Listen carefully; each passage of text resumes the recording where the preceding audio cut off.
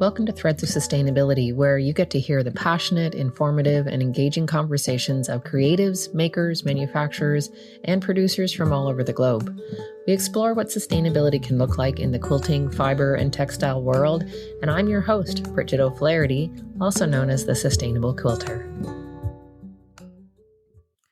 Thanks for joining me this week. I am going to take a look at the last 6-7 months of this show because we're into a new year. We're in 2023. So we're starting a season 2 of Threads of Sustainability. So I decided to take a little look at what I've done and where I want to go. And because I started this podcast with my son, Jasper, I decided it would be great to have him come back in again and have some conversations around what I've learned and what I'm interested in exploring in this next season. And so I had him into my living room and we had a little chat. We also talked about my other son, Mickey, in the show, so you'll hear him mentioned as well. I hope you enjoy this episode. Hi, Jasper. Hi. It's good to have you back here again to talk about Threads of Sustainability with me again. There's nowhere I'd rather be other than karaoke, maybe. Well, hopefully we can get you out of here soon so you can go do your karaoke. I wanted to do a bit of a wrap up and maybe review projection for 2023 and what that's going to look like. And since we started the season talking with you, I thought it'd be good to finish the season talking with you. Yeah. Yeah, and we can just do a little recap. What was one of the things that stood out the most to you from the people that you interviewed? It's a tricky one. I interviewed a lot of really, really interesting people, and they all kind of come from very, very different backgrounds and have different interests. One of the most exciting episodes for me was actually interviewing Julie Moore, she's somebody who actually brought organic thread to North America. We didn't have organic thread at all before. No, we didn't. And she's worked really, really hard directly with farmers to do organic certification, third-party organic certification on the cotton that's grown, and then learning all about the different types of cotton that's needed in order to produce durable thread. And then she's worked on the processes all the way through, including now doing vegetable dyes. It's really amazing work that she's doing and bringing organic cotton thread to North America. She's just without her, we wouldn't have it here. So that's really cool. It was really cool to be talking to somebody who is such a leader and such a forerunner in the industry trying to make a difference. And there were a couple of other people like that as well. You know, the two sisters, Eco Textiles, talking with Patty. They are working really hard on linens and viscose and other textiles that are safe and healthy textiles, and having them produced in a way that is not at all harmful to the planet. And she wants to take over the whole world doing sustainable textiles, and she's so passionate about it and so excited by all the processes. And she does the research, not just importing. She does all this other background research stuff, which is super cool. And yeah, so those are some really, really cool episodes that I got to actually dig into that kind of stuff, which is totally up my alley. I love doing the technical stuff. So yeah, those were some highlights for me for sure. Yeah. I thought you were going to take over the world with your textile industry, though. How can you let her do it? I guess we're coming at it from a couple of different angles. And I want to share how people can be sustainable in all kinds of different ways. She's really focusing on the materials and the environmental impacts of those materials. And I kind of want to help people in all kinds of different ways. And one of the big things that I learned, I was looking back through all the episodes earlier and realized that there's sort of the theme of sustainability really within all the episodes as well. There's that people, profit, planet piece of sustainability, and it really sits with all of the stuff that I was doing over the last 6 months, 7 months, and all the people I interviewed, and I can kind of categorize them all either individually into that, or some of them cross over some of those categories as well.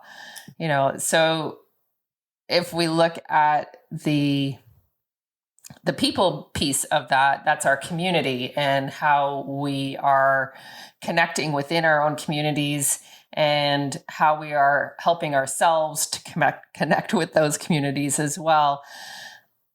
There were several different really interesting groups or different people that I interviewed. And one of them was Quilts for Survivors. And that was in episode 3.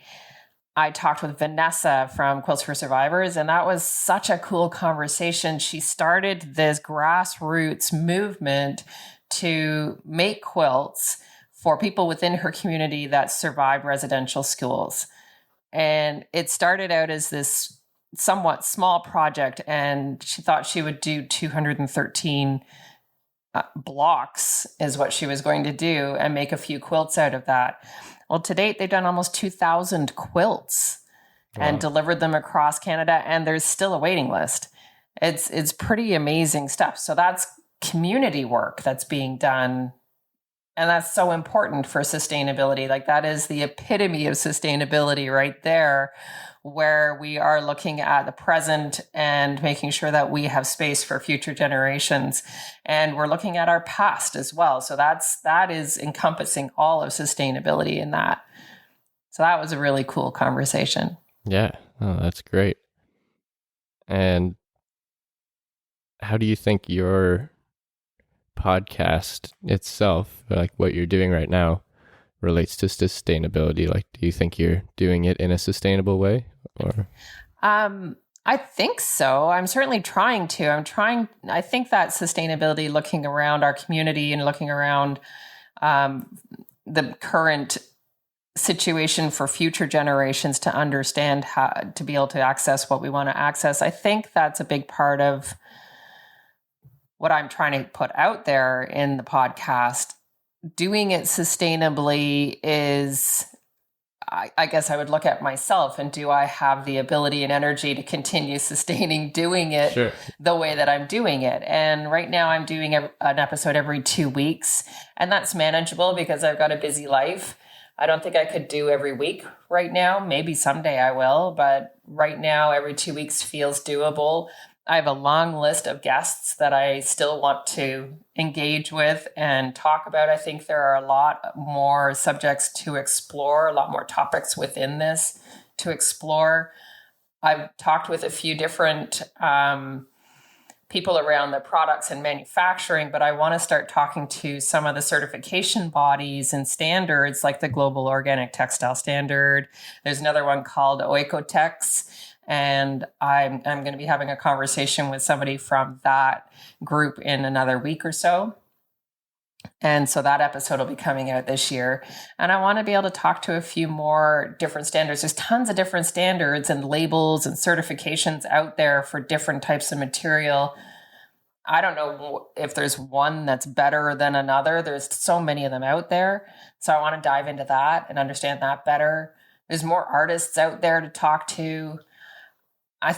So is it sustainable? I think so. It feels really good right now. Well, it seems like there's enough people that want to talk to you, and you've got the energy to keep doing it. So that's kind of the most important parts of it, I guess. Yeah. Well, and I find it really exciting to dig into these conversations. They're really organic conversations too. They're not formulaic. I don't have a standard set of questions that I'm asking people. We just start having conversations, and we talk about their passions and their interests and what's driving them to do the work that they're doing. Yeah. In my opinion, that's one of the best ways to do it. Do you think you've gotten better at it since you started? How long ago did you start? I started in June last year. So 2022, I started in June. And yeah, I think I've definitely gotten better. I'm better at editing for one thing. A little quicker, a little less concerned about the ums and the flubs that might happen in a bit of in the middle of a conversation. Those are sort of, I don't know, more natural and organic, so I don't mind leaving them in now. We're still dialing in the audio setup. Yeah, still trying to figure that we had to work for a little bit to get it together tonight. But yeah, I think I'm getting better at that. And I think that I'm also getting better at just putting whoever's talking with me at ease pretty quickly and realizing that it's just a conversation and that it isn't about any specific narrative. It's just a conversation. So in the people, planet, profit, do you think that profit is more important than either people or planet? No, I think actually all three are on pretty even footing. I think we have to have all three in order to have sustainability. But I will also say that my ideas of what profit are have really changed a lot. And I view profit, I was always a little confused by this, I would have to say, because profit goes against my own way of thinking, really. And I'm not a capitalistic person, although I live in a capitalistic world. But if you look at profit as, instead of profit monetarily, as benefit, it becomes a really different commodity. Yeah. So true. You know, a couple of the different people that I interviewed that I would put in that benefit category, where our projects have different values for us. There was, Janine Heschel was somebody that I spoke to. She's an Austrian artist, and she does what she likes to call herself an artivist, and she does free motion embroidery, and she does activism around it. Yeah, I guess so. And she produced a piece that was donated to the Jane Goodall Foundation to raise funds for chimpanzees and the protection of chimpanzees. That's huge benefit. That is huge benefit for the community there, for her and her outputs into the world, for the Jane Goodall Foundation, for the people involved with all of that. So that as a profit and benefit is huge. And I think that we need that kind of benefit being delivered in sustainable ways. Yeah, and I agree. Yeah, so if you look at profit from a slightly different way of... Well, it's profit for people and the planet. Yeah, it's humanity profit, the planet, all of those things benefit from that. If you're taking profit to sack away for yourself and it's not going to benefit anybody, and you're buying things and investing in things that are not for the planet, then it's still profit, but it goes against the other two, so it doesn't fit in that trifecta. Yeah, exactly. So I think that we just have to maybe shift the way we think of what profit is. Okay. Yeah. I think we can do that. I can do that. Yeah. I think we should all do that. It's hard. It's hard because we have such a materialistic and commodity driven culture. But I think that we need to start expanding what those benefits really are. Well, and for somebody like me who doesn't make a lot of money at all, it also takes the pressure off of making money or whatever in order to make a difference. Like you don't have to have a successful business and start making greener products to make a difference. If you're not making any money, there are other ways that you can give back into the sustainable system. You could almost say profit as productivity or whatever. Yeah, absolutely. I'm trying to frame it in a more accessible way, like I feel like the word profit does definitely scare people off a little bit For sure, for sure. It puts us in that mindset of we've got to make money. And then we sometimes, in the world of sustainability, the profit, often we think of it ending up with people who don't actually care about sustainability, and that there's inequity as well. They profit off of using those buzzwords and using people and the planet. Yeah. And absolutely. manipulating. Yeah. Greenwashing is alive and well. But there's also, in the textile industry, the working conditions for a lot of the people who work in the textile industry are really poor, and their living wages are not there. And the people who are benefiting and profiting off of that type part of the industry, it is at the detriment of the people that are working for them. So that part of it is something that also needs to change. So the commodity and the economics of it all also needs to change. Yeah, it's a versatile saying. It is. Phrase, people, planet, profit. You can definitely frame it in more than one way. Yeah. It doesn't have to just be a description of, I mean, it is always a description of sustainability. Yeah, but there's lots of lenses that it can be shone through. And you can look at things differently through those different lenses and still come out with, how does people, profit, planet fit into this? Yeah. And then the planet part of it, of course, is the materials and the environmental impacts. And that one's kind of easy in a lot of ways, right? Yeah.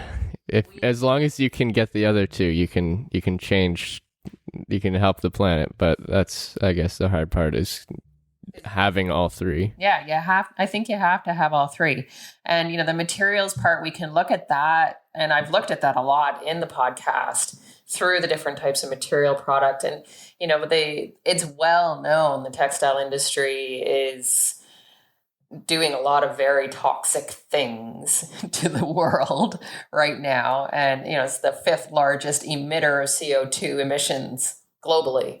Yeah, of all industries. It's well documented, but I don't know if it's something that people think about very often, really. No, maybe not. And, the textile waste is also huge. Fast fashion, we have got textile waste. Do you remember when we were at Princess Auto the other day, and we walked in and there were bundles of bags of fabric, of material? They were for rags, and they'd been rebundled. I was actually pretty excited to see that, because I thought, that's fantastic reuse of materials.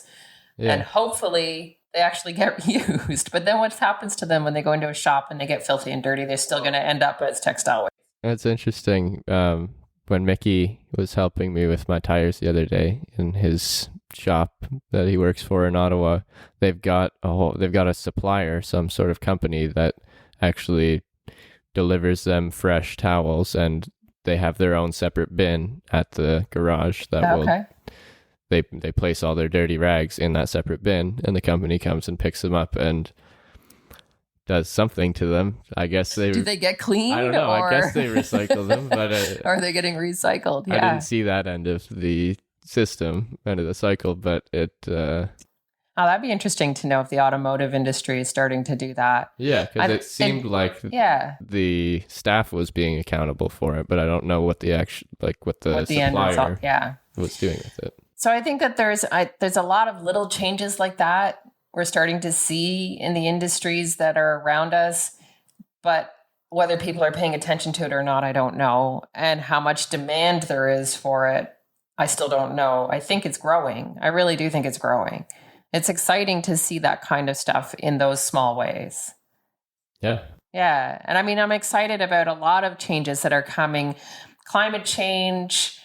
You're excited about climate change? No, I'm not excited about climate change, but I'm excited about how it is being regarded. Right. Okay. And I'm excited about how industries and changes are starting to happen. And they're small and they're not enough yet, but they're small waves. And that's been my ethos throughout this whole thing, is really these small actions matter, because they are what cause the ripples of change. Yeah. They become waves of change. And so we have to start small. We have to start within ourselves. We start within our own communities. We start within our own habits, within our own ideas, and it grows and moves out beyond us. But I think that community piece is such an important, that's the hub of how we make changes. I wonder when we'll know, how we'll know when we've reached a tipping point with our perspective on the climate change and sustainability. Because I feel like a lot of it still is framed around, you have to do this because we're all going to die if you don't. It is a bit doomsday. It's very doom and gloom. And yeah. I mean, it's overwhelming. It's overwhelming, but it's entirely intentional to get people thinking about it, because if it's not that severe, then people disregard it. But I wonder when it'll switch from that to being normalized, but also positive, that making these changes is, we are saving the planet, not this might help us, maybe. Or we have to save the planet. We have to do this, because if we don't, this is where we're going. And right now, this is where we're going. Yeah, and it'll be written into things, and it'll be second nature. It'll be a consideration. I sure hope it happens in my lifetime, but I definitely hope it happens in your lifetime. Yeah. Well, if it doesn't, then we might have the same lifetime. That's true. Let's hope not. That's a dark and dismal one. Let's go on to talk about some of the other things that are coming. What would be like your dream list of people that you want to talk to? My dream list of people that I could talk to over the next year. There are several artists that I would love to talk to that are doing really amazing things with upcycling, recycling, beautiful artwork.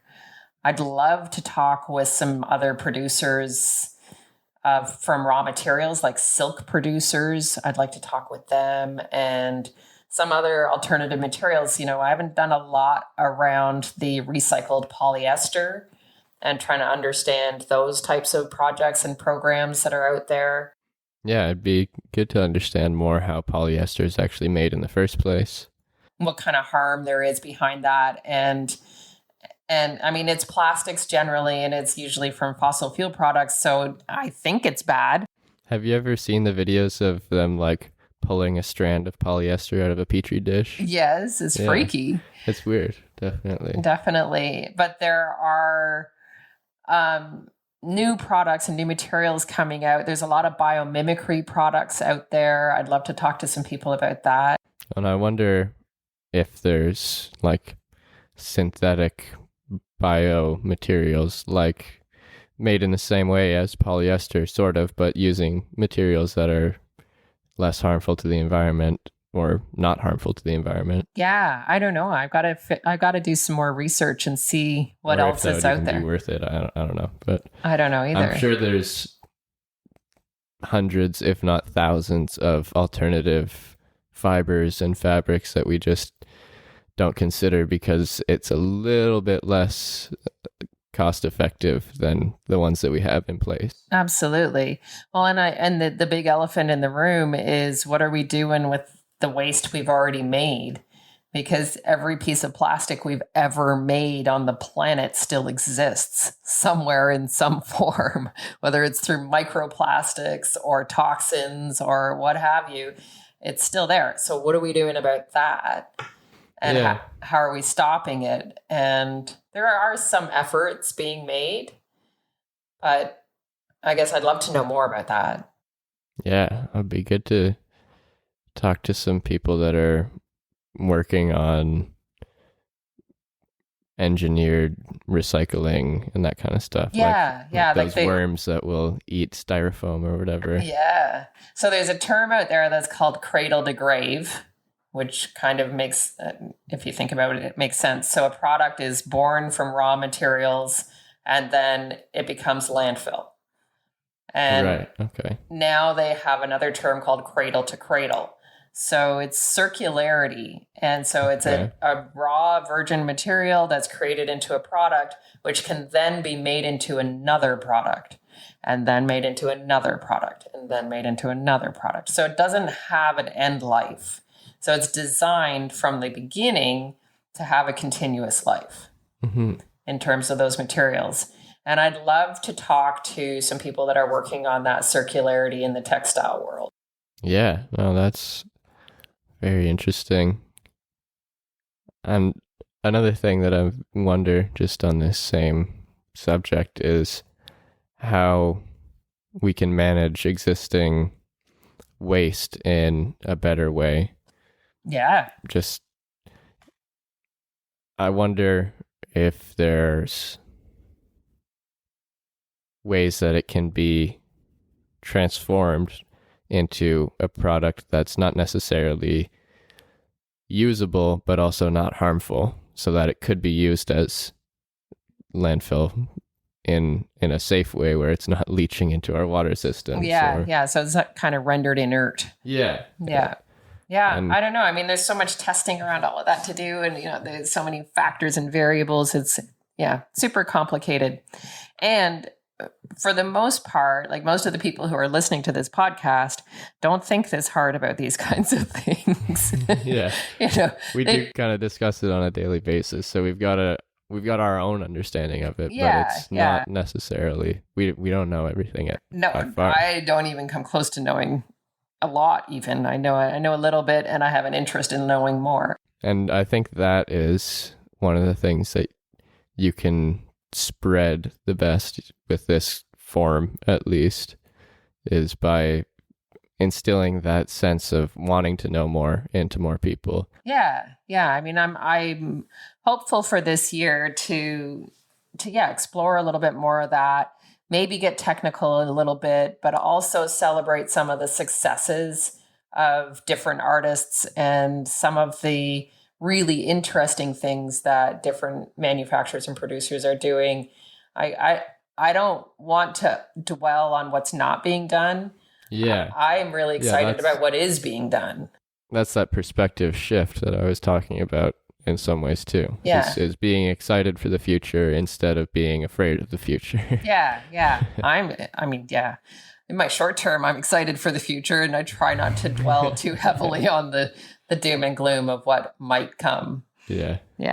Oh, the other thing that I'm really excited about for this coming year, because sustainability is kind of starting to pick up in the textile and quilting world, like the Canadian Quilters Association did an article. I actually contributed to an article in their fall edition, and I have two more articles coming out with them. That's a national organization who is talking about sustainability. And they also have their National Quilt Show this summer in 2023 that has a sustainability category in it. So there was another organization in the States, Quilt Alliance, that did their symposium, their fall symposium. The whole theme of that symposium was around sustainability. So it's starting to get recognition from these national bodies, and these bigger shows are starting to see the value and importance of highlighting sustainability. There was one of my guests, Sue Sherman, in one of my most recent episodes.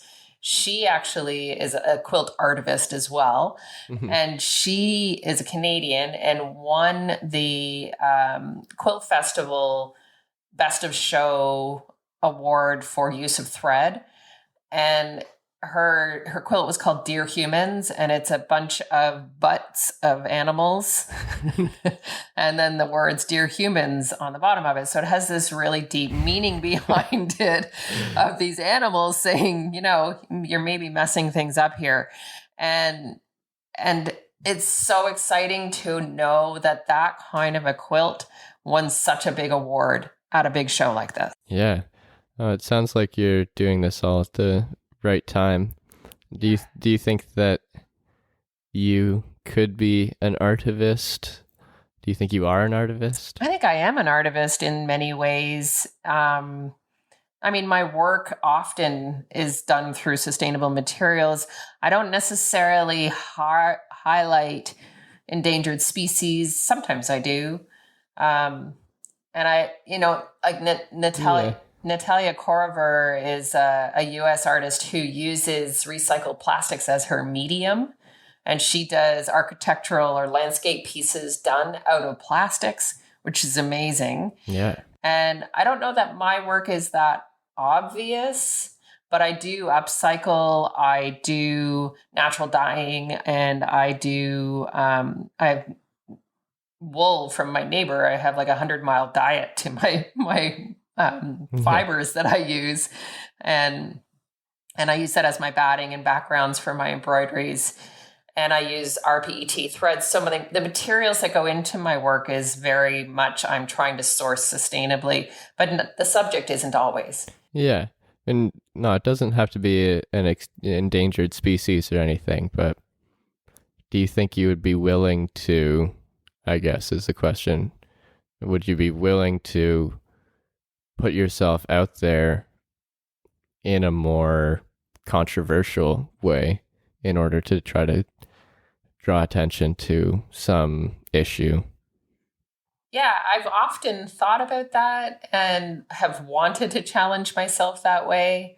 So maybe I've always wanted to. I've had a bunch of different ideas of subjects and topics that I would potentially produce in my art. And then I end up deciding I want to do something pretty and that makes me feel lovely to look at instead. So I just end up going to the materials rather than the statement behind the subject. Yeah. And I think that's okay too. Yeah. I wonder if there's some public place that you could hang up a meaningful piece or something. Just go hang it up there. Maybe that's in the cards for me this year. Who knows? Do something a little bit radical. Maybe. I feel like I am doing something radical. I have a podcast. I'm putting myself out there, and I would say it's radical, dude, but I don't know if it's like radical, like. Yeah, fair. Like. Yeah. It's cool. It's cool. Cool radical, but I don't know if it's necessarily against the grain radical. I don't know. I mean, there's definitely some pushback, I think, that happens from industry where they're starting to see the interest in sustainability pushing away from consumerism. Yeah. And that's this dichotomy too, right? Like, I'm in this industry. I sell my work. I sell my courses. I do guest speaking. I'm selling as well.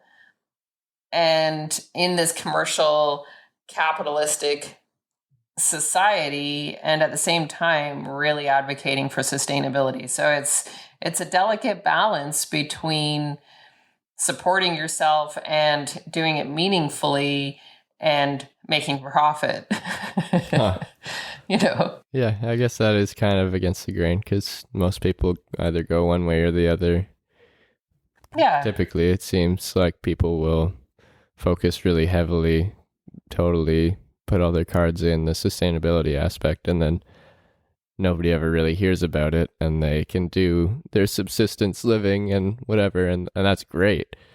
I think more people should do that, and more people would be happy with doing that, but it doesn't necessarily make any ripples. I mean, it does make ripples, but it doesn't make waves in the in a grander context. In the societal context or whatever.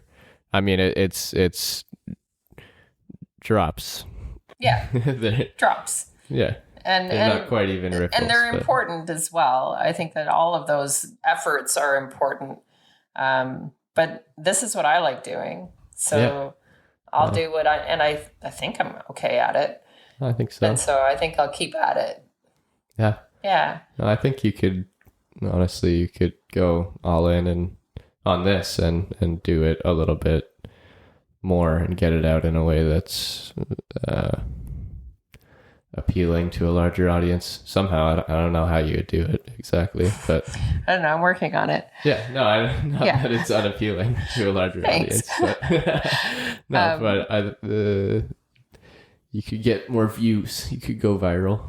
Yeah, maybe. I don't know if it's that a goal. Like, I guess it's a goal. I guess that's what I want. I want to I want to speak to a larger audience of people, and I want to find a tribe that wants to change the way our industry works. Yeah. I really want to find that small army that we can march forward saying the way it's being done right now is not good enough. We need to change it. And, the individual has way more power than they think they do. Walking into a quilt store and saying, I want organic fabric. Can you bring that in for me? The more times that quilt store hears that, they're going to start bringing in organic fabric because their customers are not going to stick around unless they do. Yeah. I think you're already an influencer, but you could, if you wanted to be, you could probably be a mainstream influencer. Yeah, which is one of those things do I want to be mainstream? I'm kind of not mainstream in the idea that I want to do sustainability. Does that make it unsustainable? And does that make it unsustainable? But at the same time, let's take over the world. I'll join Patty from Two Sisters Eco Textiles. Take over the world, making change. Let's do it. Let's change the way this industry functions. Yeah. What I would love to see? I would love to see in Canada. I would love to see textiles return to Canada. There are a few linen mills, processing mills starting up. There's some on the East Coast, and there's one here in Ontario. I don't know about the West Coast. And wool is starting to have a bigger footprint. There's fiber sheds out there. And I think it would be so exciting to see textile mills in Canada again producing safe materials for consumers to use. I think that would be fantastic. Yeah, why don't we? I don't know. I'm working on it. Maybe that's a 2023 goal. Who knows? But I think I'm going to talk to people who are starting to try and do that. There's research being done and there's foundations being laid for that. It's pretty exciting. Sweet. Yeah. I'm excited. Thank you for this, Jasper. No problem. We did a bit of a, like a winding road wrap up, I think that was. Yeah, I don't think there's a common term for how we did that. But I think it's a little circular, really. Yeah, that's what that was. And it's a sustainable podcast in more ways than one. That's right. But I think it's good to chat with you. And I love digging into some of this stuff and hearing your perspectives. It's good. Yeah. Yeah. Thanks for being here. No problem. Thanks for letting me live in your house. For now, it's fine. Yeah. We'll see how sustainable that is. That's right. So there's my wrap-up episode and introduction for 2023. A bit of circuitous route, but it was fun to have that little conversation with him. I really love how he dives into some of these concepts and ideas. I don't know if you guys have got kids around, your adult kids living in your homes, but it's always interesting to have my own perspectives challenged a little bit and pushed a little bit by a new generation. It's an exciting thing to be witnessing, and I'm excited to see what this next generation of people does with the world of sustainability. So I love including his perspective in what I'm thinking about and what I'm doing. Anyway, I hope you've enjoyed this episode. I'm really looking forward to a new season. I will be having some really great guests. I've already got some lined up, and I look forward to connecting with you more in the future. If you're interested in a community that engages with sustainability in quilting and textiles, you can join the Learning Hub at BridgetO'Flaherty.com. There you will find memberships, online courses, supplies, and resources for sustainability and my textile art. You can also book me to speak with or teach your group. You can find me on social media at The Sustainable Quilter. Don't forget to comment, like, and share, and to follow me on your favorite podcast app so you won't miss an episode. Thanks for joining me, and I'm so excited to share this journey with you. Until next time, happy stitching.